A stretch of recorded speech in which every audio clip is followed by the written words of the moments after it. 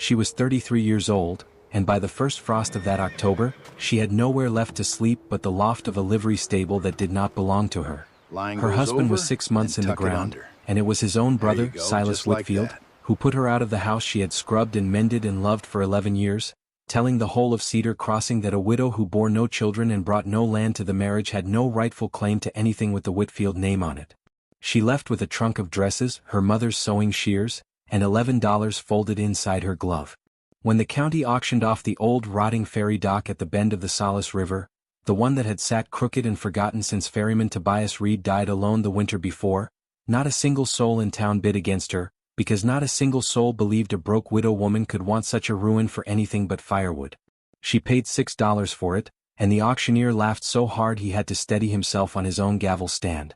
But sealed beneath the old bench seat of that dock, wrapped in oilcloth and forgotten by everyone but the river itself, was something that would not only change the whole shape of her life, it would put right a wrong that had been quietly strangling that town for 20 years. Settle in and let us tell you the story of Clara Whitfield. If you are watching this from a place that feels forgotten tonight, a small town, a quiet corner, a life nobody else seems to notice, tell us where you're watching from in the comments. We'd love to know we're not just telling this story into the dark. Clara had not always been a Whitfield and she had not always been poor. She was born Clara and Dietrich in 1853, in a cabin not 4 miles from where the Solace River bent hard around a stand of cottonwoods, on land her grandfather Ansel Dietrich had cleared with his own 2 hands when the whole territory was still more rumor than road. Ansel was not a farmer by trade, though he farmed enough to feed his family.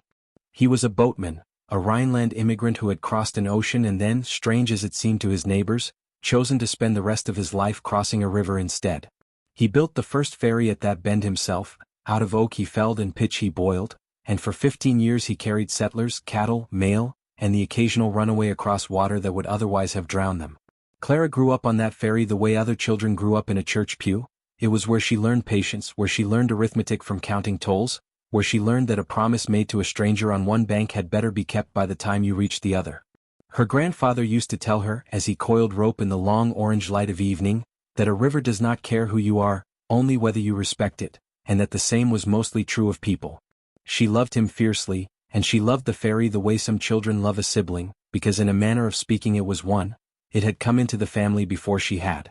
That love was tested early. When Clara was 11, a hard winter and a harder debt to a freight merchant named Eli Whitfield, Silas's grandfather, forced Ansel to sign over half the ferry's operating rights as collateral, a temporary measure that both men shook hands on in good faith, as men did in that country when a paper contract was still considered secondary to a man's word. Ansel intended to buy the rights back within 2 seasons. He never got the chance. He died of a fever the following spring, and Eli Whitfield, who had shaken his hand so warmly, chose in that moment to remember the paper and forget the handshake.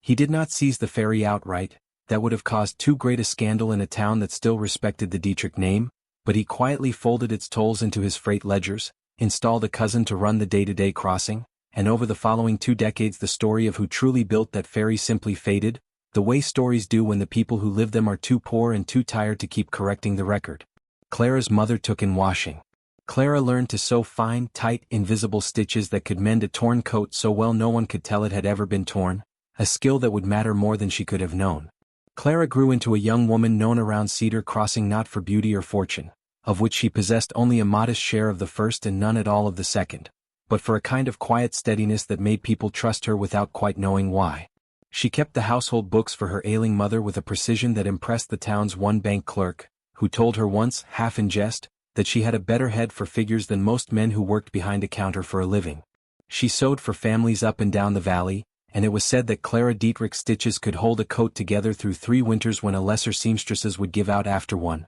a small fact that meant little to anyone at the time and would mean a great deal later. She kept, too, a habit her grandfather had given her before he died, of walking down to the river most evenings simply to watch it move, to listen to the particular language of water sliding past stone and root, and she never fully explained to anyone, not even later to Thomas, why that habit mattered so much to her, only that it felt like the one inheritance nobody could take from her, because it lived nowhere but in her own memory. She married Thomas Whitfield in 1875, not for the name though the town whispered otherwise, but because he was the gentlest man she had ever met and the only Whitfield who ever apologized, quietly and often, for what his family had done to hers. Thomas ran the smaller, honest half of the family's freight business, the wagon side, while his younger brother Silas managed the ferry crossing and the tolls that had once belonged to Clara's grandfather, and grew colder and more ambitious with every year that passed. Thomas never fully reconciled the debt his own father had incurred, but he tried in his way to be decent where his family had not been,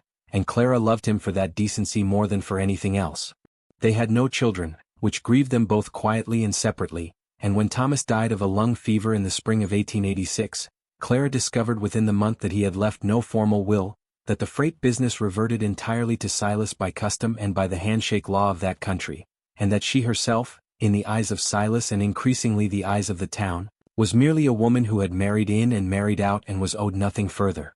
The fall came swiftly once it began, the way a fence post rots quietly for years and then simply gives way one ordinary afternoon. Silas did not throw her into the street outright. He was too careful a man for anything so crude, and too concerned with his own reputation for civility, but he made it clear, in the patient, reasonable voice he used for business, that the house was Whitfield property, that her keep was no longer his obligation now that his brother was gone, and that surely a capable woman such as herself could find suitable arrangements elsewhere. He said it all while seated behind Thomas's old desk in Thomas's old chair, and Clara understood in that moment that grief for Silas was simply an inconvenience to be tidied away along with the furniture. She took the trunk her mother had left her, her sewing shears, and the $11 that remained from what little she and Thomas had managed to save, and she left the house before Silas could have the satisfaction of watching her cry, because she would not give him that. What made the fall harder than the mere loss of a roof was the slow, almost polite way the rest of the town began to look past her in the weeks that followed, the way people do when they sense a family's fortunes have shifted and are not yet certain which side of the shift it is safer to stand on. Women who had once greeted her warmly on the boardwalk now offered a brief nod and hurried on to their errands. The minister who had presided over Thomas's funeral suggested, gently but firmly, that perhaps she might find more suitable lodging with distant cousins she had not seen in a decade, as though grief itself were a matter that could be relocated out of sight. Clara understood, watching this quiet withdrawal happen around her, that in a town as small as Cedar Crossing, a woman's standing rarely belonged to herself alone. It belonged to whichever family claimed her, and once the Whitfields had made plain they no longer claimed her, she became, in the eyes of many, a kind of ownerless thing, the same as an old dock or an untethered boat, drifting without a name attached to it that anyone cared to defend. She spent 3 weeks sleeping in the loft above Otis Renner's livery stable, mending harness and clothing for anyone who would pay her a few coins, eating little, and watching the town of Cedar Crossing go about its business as though she had already become a ghost in it. It was Otis, gruff and kind in the way of men who spend their lives around animals rather than people, who first mentioned that the county was finally auctioning off old Tobias Reed's ferry dock at the river bend, the one that had stood crooked and unused since Tobias died alone the previous winter with no kin to claim it, the one so far upriver from Silas's newer crossing that most folks had half forgotten it existed at all. Clara had passed that dock 1,000 times as a girl. She knew, though she said nothing to Otis, that it stood on the very spot where her grandfather Ansel had first driven pilings into the riverbed 40 years before, back when there had been only one ferry crossing at Cedar Bend, not two, and when the name on the ledger had still been Dietrich. The morning of the auction was cold and bright, the kind of autumn morning where the light comes in low and hard across frost-silvered grass, and a dozen or so townsfolk gathered more out of idle curiosity than genuine interest, because nobody with sense wanted a rotting dock and a leaking flatboat that hadn't carried a paying passenger in over a year. The county auctioneer, a florid man named Bertram Hale, ran through the offering almost apologetically, noting the collapsed section of railing, the waterlogged pilings, the general uselessness of the whole property, and when Clara raised her hand and offered $6, a ripple of laughter went through the small crowd, sharp and unkind, the kind of laughter that costs nothing to the ones giving it and everything to the one receiving it. Someone said loud enough for her to hear that a widow woman had finally found something as broken as her own prospects. Bertram Hale, not unkindly but not especially gently either, asked twice if anyone would top her bid, and when silence answered him both times, he brought his gavel down and pronounced the Cedar Crossing ferry dock, its dockhouse, its bench and its flatboat, the property of Clara Whitfield, for the sum of $6.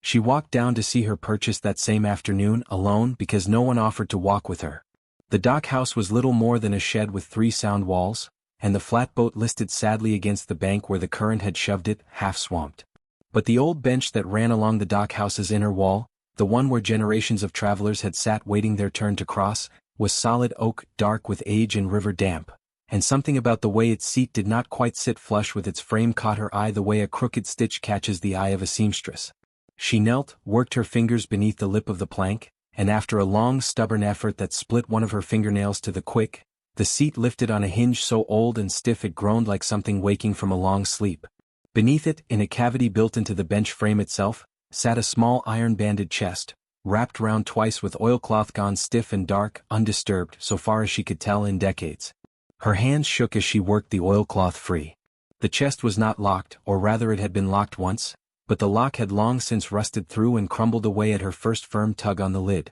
Inside, laid with a care that told her whoever packed it had known exactly what they were preserving, she found a leather ledger book, its pages foxed but legible, a bundle of letters tied with wax twine, a folded document bearing a wax seal she did not recognize at first glance, and wrapped separately in a square of oiled canvas at the very bottom, a modest but unmistakable weight of gold and silver coin, perhaps $200 in all, more money than Clara had held in her hands in the whole of her adult life. She sat back on her heels in the cold dock-house, the river murmuring past just beyond the broken railing, and understood that she had bought, for $6 laughed-at dollars, something the whole of Cedar Crossing had somehow allowed to sit forgotten and unclaimed for 20 years. She did not touch the coin that first evening. She carried the ledger and the letters back to the livery loft, lit Otis's spare lamp with his blessing, and read until the wick burned low. The ledger, she came to understand across that long night, was Tobias Reed's own record, kept faithfully year upon year in a small, careful hand, not merely a tally of tolls collected, but a private accounting of an old debt that had gnawed at him for the better part of 2 decades. Tobias, it turned out, had not been merely a hired ferryman installed by Eli Whitfield after Ansel Dietrich's death, as the town had come to believe. He had been Ansel's own partner and closest friend, the man who had helped him drive the first pilings into the riverbed, and he had watched with a guilt he apparently never found the courage to voice aloud as Eli Whitfield quietly folded the Dietrich family's rightful half of the crossing into Whitfield ledgers where it did not belong. The bundled letters, some in Tobias's hand and some, astonishingly, in Ansel Dietrich's own hand, addressed to Tobias across years Clara had never known her grandfather to correspond with anyone, told a story more precise and more damning than she could ever have pieced together from memory alone. Ansel had never surrendered ownership of the ferry. He had only pledged half its tolls as collateral against a debt he fully intended to repay, a debt that, according to Tobias's careful arithmetic recorded in the ledger's final pages, had in fact been paid off in full within 3 years of Ansel's death, through toll revenues that Eli Whitfield collected and never once returned or accounted for. Tobias had continued paying a widow's mite of the true toll revenue into that hidden chest for 20 years afterward, unable to face confronting a family as powerful as the Whitfields, but unwilling either to let the wrong go entirely unrecorded, hoping, the last letter suggested, that someday someone would find it and know the truth. The folded document beneath the letters was the original 1849 partnership agreement itself, Ansel Dietrich's signature and Eli Whitfield's side by side, along with a separate, later paper, a debt satisfaction receipt dated 1852, signed by Eli Whitfield's own hand, acknowledging that the collateral debt had been repaid in full and that full ferry rights reverted to Dietrich ownership. It was a receipt that, so far as Clara could tell, no living Whitfield had ever intended anyone to see again. She did not sleep at all that night. She sat with the papers spread across her knees in the lamplight, the gold coin still wrapped and untouched beside her, and felt something she had not felt since before Thomas's death, not triumph exactly and not even simple vindication, but a kind of steadying, as though a keel she had not known was missing had finally slid into place beneath her. She understood, turning the receipt over in her hands, that she was not merely a widow who had won a lucky auction. She was the last of the Dietrichs, holding proof that the ferry crossing at Cedar Bend, and by rights, a portion of everything the Whitfield freight business had built upon its stolen tolls over 20 years, belonged in law and in plain fact to her. She found, too, tucked into the very last pages of Tobias's ledger, a shorter and far more personal entry than the careful columns of figures that filled the rest of the book, dated only a few months before his death. In it, Tobias confessed, in the plain and unpracticed hand of a man more comfortable with numbers than with sentiment, that he had lacked the courage in life to walk up to the Dietrich house and simply tell Ansel's family the truth,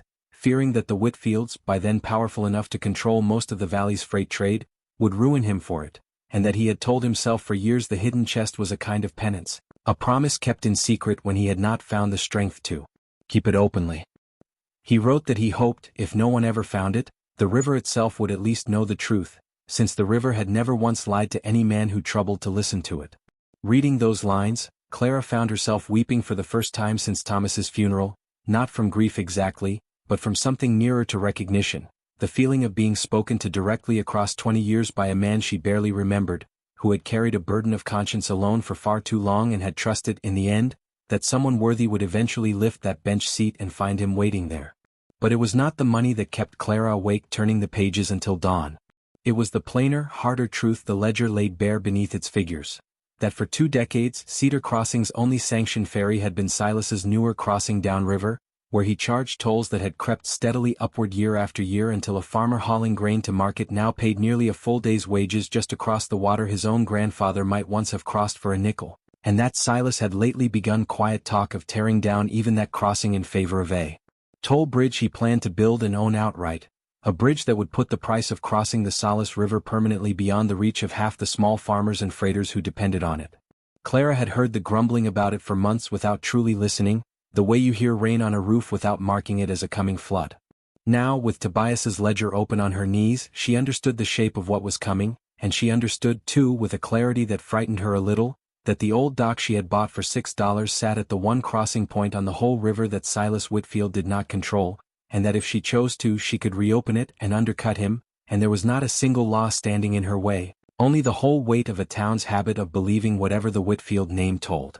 To believe. She began quietly because she had learned from watching Silas that loud ambition invited loud opposition, and because $6.200 in old coin, however much it felt like a fortune to a woman who had been sleeping in a hayloft, would not stretch far against repairs a proper ferry crossing required. She used a portion of the gold to buy sound lumber from Otis's cousin, a sawyer named Frank Purdy who asked no questions and gave her a fair price, and she spent her days that autumn with her sleeves rolled and her hands blistered, replacing rotted planking on the dock, recalking the flatboat seams with pitch she boiled herself from a recipe her grandfather had once shown her as a girl, half remembered and half relearned through trial and stubborn error. She hired, when she could afford to, a widowed neighbor's son named Jubal Combs, 16 and strong and glad of honest work, to help her haul timber and reset the pilings her grandfather had first driven into that riverbed 40 years before. Word traveled the way word always does in a small town, faster than any of it was strictly true, and within a month half of Cedar Crossing believed the widow Whitfield had gone a little mad out at the old dock, talking to herself, hauling lumber like a man, and the other half simply didn't believe she'd managed to float that flatboat again before the first hard freeze. She proved them both wrong on a gray drizzling morning in early November, when she and Jubal pulled the newly caulked flatboat out into the current for the first time in over a year and it held, watertight and steady, and she charged the first farmer who flagged her down from the bank, a stooped, weathered man named Aldous Pruitt hauling a wagon of late squash to market, exactly half of what Silas charged downriver, and told him, when he protested that surely that couldn't be a fair price to her, that a fair price was one both sides could afford to keep paying, which was a thing her grandfather used to say and which she had not spoken aloud in 20 years until that moment. Silas Whitfield heard of it within the week, and he did not laugh this time. He came out to the old dock himself on a cold, hard-skied afternoon, dressed as always in a coat too fine for river mud, and stood on the bank watching Clara and Jubal work with an expression she recognized from a lifetime of watching Whitfield men size up anything they had not personally authorized to exist.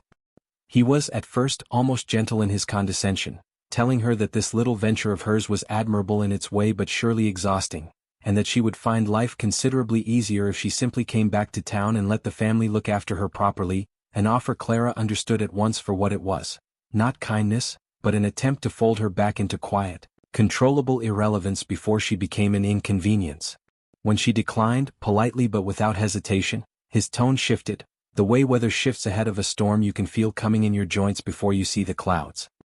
He reminded her, with the particular coldness of a man accustomed to being obeyed, that the county recognized his crossing as the town's official ferry route, that hers was an unlicensed relic operating without proper sanction, and that he would be well within his rights to petition the county to shut her down as a public hazard and a nuisance to established trade. Clara did not raise her voice, because she had learned long ago from her grandfather that a raised voice was often mistaken for weakness by men like Silas Whitfield, while a level one unsettled them far more. She told him evenly that she welcomed a county inspection, and that while the inspectors were out, she would be glad to show them her grandfather Ansel Dietrich's original 1849 ferry charter, and the 1852 debt satisfaction receipt bearing his own grandfather Eli Whitfield's signature, acknowledging that the collateral debt against that charter had been repaid in full 34 years earlier. She watched something flicker and then go very still behind Silas's eyes, the particular stillness of a man doing rapid arithmetic on how much trouble a piece of paper he had believed long destroyed could still cause him. He left without another word, and Clara understood that the true fight had only just begun. It came as she had expected it would, not as an honest legal challenge but as a campaign of small cruelties dressed up as concern. Silas let it be known around town that the widow Whitfield's flatboat was unsafe, that he'd heard it was taking on water, that decent families ought not risk their children on a crossing run by a woman working half out of her wits with grief. He quietly pressured the sawmill not to extend her further credit, a pressure Frank Purdy resisted longer than Silas expected but could not resist indefinitely, given how much of the region's freight traffic still ran through Whitfield hands. He had his lawyer file a formal petition with the county asking that her dock be inspected and, pending inspection, closed to public use, timing it deliberately for the week before the first winter storms, when losing even a few days of crossing traffic could ruin the small margin Clara had painstakingly built. For a stretch of nearly 10 days, Clara watched everything she had rebuilt teeter on the edge of collapse again, and she understood in her bones what it was to be the small, overlooked thing that a large, comfortable interest simply decides to remove because its continued existence is an inconvenience. There was a night in the middle of that stretch, cold enough that the mud along the riverbank had begun to stiffen underfoot, when Clara sat alone in the half-finished dockhouse with the ledger and the letters spread before her once more, and allowed herself, for perhaps the only time in the whole ordeal, to feel the full weight of how easily it could all still slip away from her. The lawyer's retainer had eaten nearly a third of what remained of the gold. Frank Purdy had sent word, apologetic but firm, that he could extend her no further lumber on credit until the county's decision was final. Jubal had shown up that morning anyway, unpaid, saying only that his mother had told him a debt of labor owed to a decent person was worth more than a debt of coin owed to an indecent one, and the boy's plain loyalty had nearly undone her composure entirely. She thought, in that cold and uncertain hour, of her grandfather coiling rope in the evening light and telling her that a river does not care who you are, only whether you respect it, and she wondered whether the same could truly be said of the world beyond the river, or whether respect alone had ever been enough to save anyone from men like Silas Whitfield.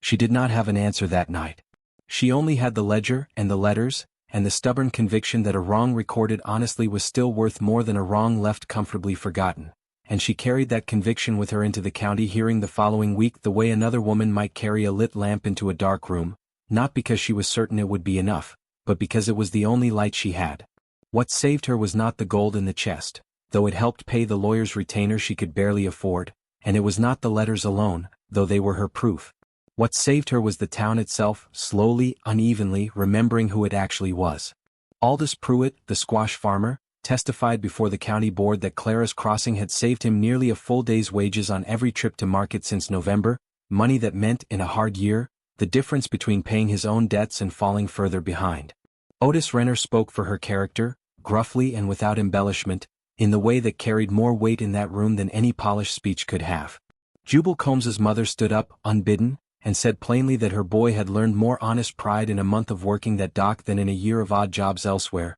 and that she'd trust her family's safety to Clara Whitfield's flatboat before she'd trust it to a bridge that didn't exist yet and a toll that kept climbing every season it didn't. Ann Bertram Hale, the same auctioneer who had laughed as he took her $6, stood before the county board and read into the record, at Clara's request, the original charter and the 1852 satisfaction receipt, his own voice going quiet and careful as he reached the line bearing Eli Whitfield's unmistakable signature, because even a man who laughs at a poor widow's bid does not enjoy discovering he laughed at the rightful heir of a wronged man.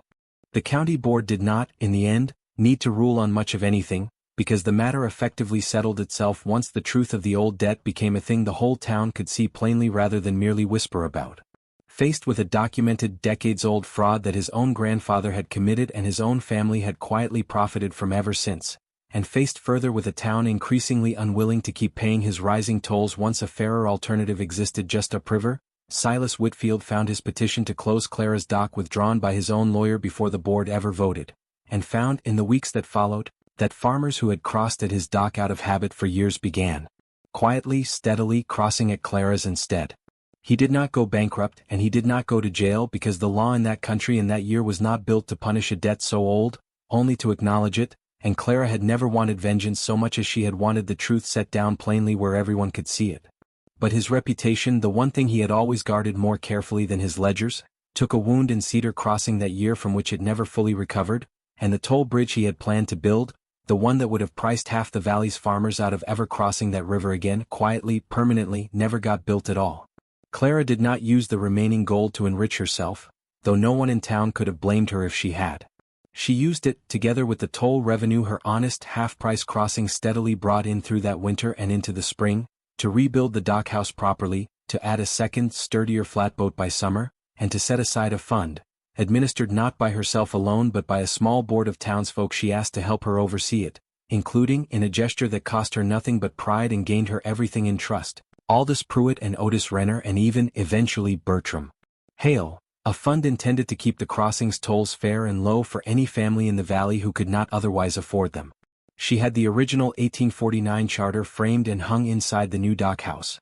not as a boast, but so that anyone waiting to cross could read for themselves the story of how the crossing began, and whose hands had first driven its pilings into the riverbed. We began this story by telling you that a 33-year-old widow, cast out by her husband's own brother and left with $11 to her name, paid $6 laughed-at dollars for a rotting ferry dock nobody else wanted. We told you that beneath an old bench seat sat a chest that would change her life and put right a wrong stretching back 20 years, and now you know it was not merely gold that made the difference, though the gold helped, and it was not merely paper, though the paper proved what memory alone could never have proven in a court or a town council. It was Clara Whitfield's willingness to keep faith with a grandfather she had loved and a river he had taught her to respect, to do the slow, unglamorous work of hauling lumber and boiling pitch and poling a flatboat through cold water long after everyone who had laughed at the auction assumed she would quietly give up and disappear, the way the town had already once let her family's story disappear. She did not simply reclaim what was hers. She rebuilt something the whole valley had lost without quite realizing it was losing it, a crossing any family could afford, and in doing so she gave Cedar Crossing back a piece of its own honest history, one toll, one plank, one careful stitch of restored trust at a time. Thank you for spending this time with us and with Clara's story tonight. If it moved you, we hope you'll consider sharing it with someone who might need reminding that what looks like nothing to everyone else can still be everything to the one person willing to kneel down, lift the lid, and look closely. Before you go, we'd love to hear from you in the comments. What is a time in your own life when you found real value in something everyone else had already written off? A place, an object, or perhaps even a person? We read every story you share with us and they mean more to us than you know. Until next time, stay close.